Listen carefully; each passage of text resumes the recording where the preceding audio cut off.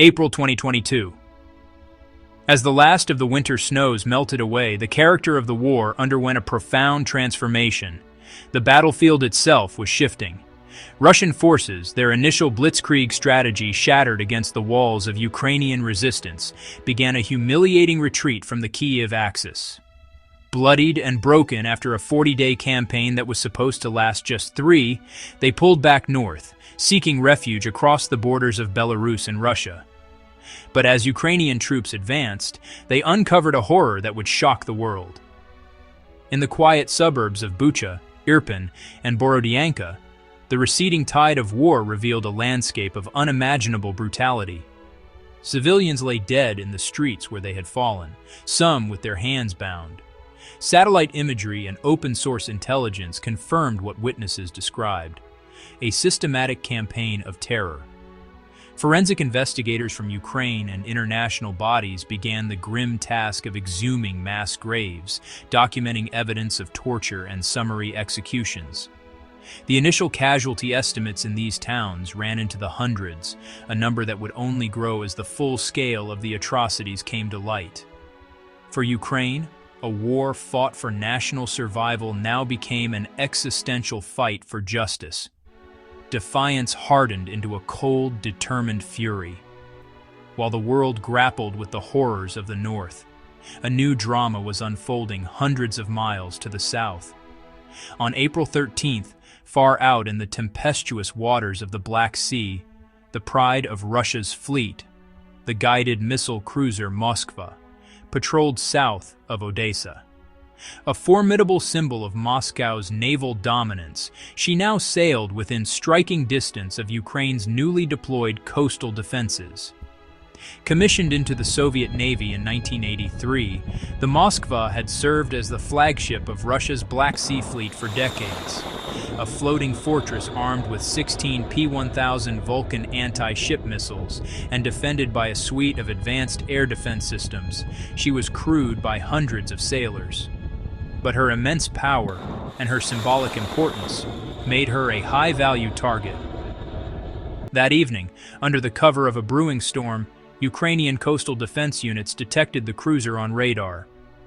Some reports suggest a Bayraktar TB2 drone may have been used to distract the ship's sensors. From a truck-based launcher hidden along the coast, 2 R-360 Neptune anti-ship missiles were launched, silent, sea-skimming streaks cutting across the dark water toward their target, nearly 100 kilometers away. Both missiles struck their mark. Catastrophic explosions tore through the ship's port side, reportedly near the engine room and ammunition stores. A secondary detonation of the ship's own missiles likely followed, sealing its fate.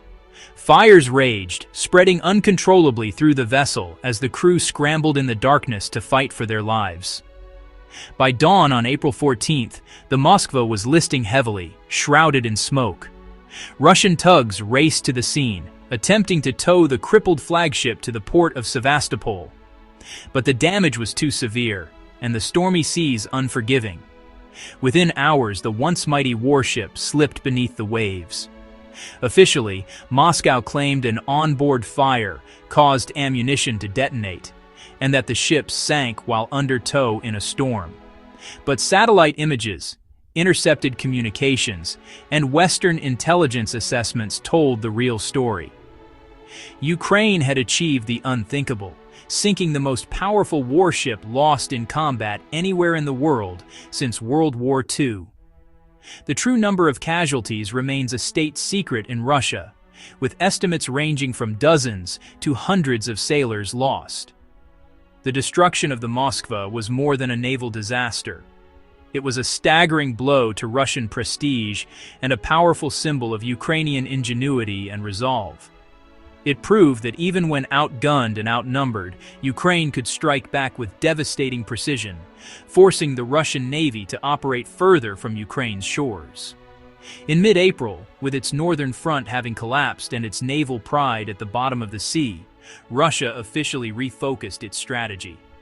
The Kremlin announced Phase 2 of its so-called special military operation, the complete liberation of the Donbas.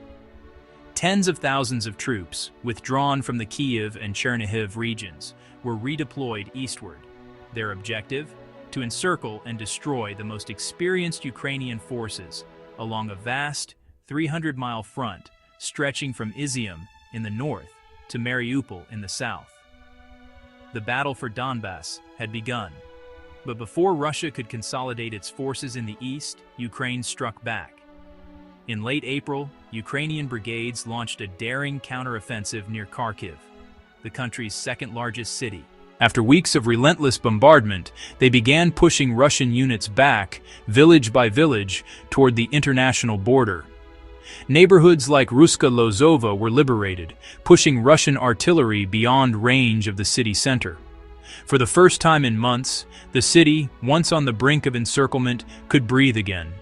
Each liberated town revealed more devastation, but also scenes of jubilation, reinforcing the nation's will to fight on. While battles raged on the ground, a parallel economic war escalated. Western nations unleashed unprecedented sanctions designed to cripple Moscow's war machine. Key Russian banks were cut off from the SWIFT international payment system. Hundreds of billions of dollars in foreign assets were frozen. Export controls choked off access to critical technology, while major Western companies exited the Russian market in droves. The United States even revived the historic Lend-Lease program from World War II, creating a vital pipeline for weapons, money, and hope to flow into Ukraine. Though the Kremlin managed to artificially prop up the ruble with strict capital controls, inflation soared and imported goods vanished from shelves. In the Donbas, the war devolved into a brutal, grinding contest of endurance. Fierce battles erupted for control of key towns like Rubizhin, Popasna, and Lyman. Russian forces adopted scorched earth tactics, relying on their overwhelming superiority in artillery to methodically flatten towns before their ground troops advanced. It was a slow, attritional crawl. Ukrainian troops, often outgunned 10-1 in artillery, relied on tactical mobility, fortified defenses, and increasingly sophisticated drone reconnaissance to direct precision counter-battery fire. For every kilometer of shattered earth gained, Russia paid a heavy price in lives and equipment. By mid-May, the epic siege of Mariupol reached its tragic conclusion. After nearly 3 months of heroic resistance, the last defenders, holed up in the sprawling network of tunnels beneath the Azovstal steel plant, received a direct order from Kyiv: surrender to save their lives. Having exhausted every last round of ammunition and medical supply, more than 2,500 soldiers laid down their arms and became prisoners of war. The fall of Mariupol secured a strategic land bridge for Russia from the Donbas to occupied Crimea, but it came at an immense cost. Over 90% of the once vibrant port city lay in ruins, and tens of thousands of its civilians were dead or missing, a testament to one of the war's greatest tragedies. The war's shockwaves rippled across the globe. Ukraine, one of the world's great breadbaskets, could not export its grain. Russia's naval blockade and the mining of sea lanes brought shipping in the Black Sea to a standstill. Silos filled with millions of tons of wheat and corn sat idle. As a result, global food prices soared, threatening to trigger famine and instability in vulnerable parts of Africa and the Middle East. Simultaneously, energy markets reeled as European nations, heavily dependent on Russian fossil fuels, scrambled to find alternative sources of oil and gas, accelerating a painful but necessary pivot away from Moscow's economic leverage. By late May, a crucial development began to shift the battlefield calculus.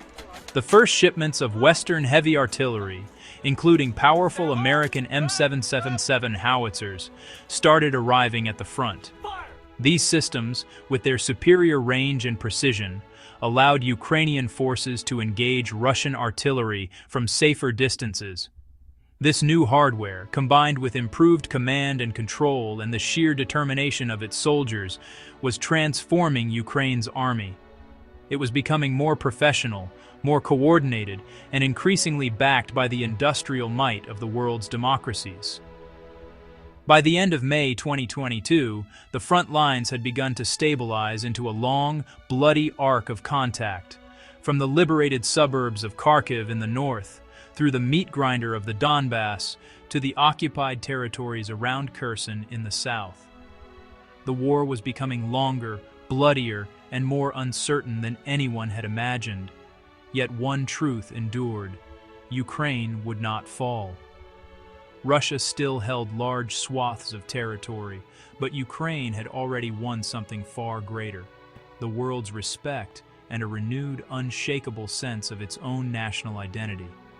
From the ashes of Mariupol to the embattled fields of the Donbas, a nation had found its voice and its strength. The invasion that was meant to break Ukraine had instead forged it in fire. This was not the beginning of the end, but as the world now understood, it was the end of the beginning. A new, protracted phase of the war had arrived.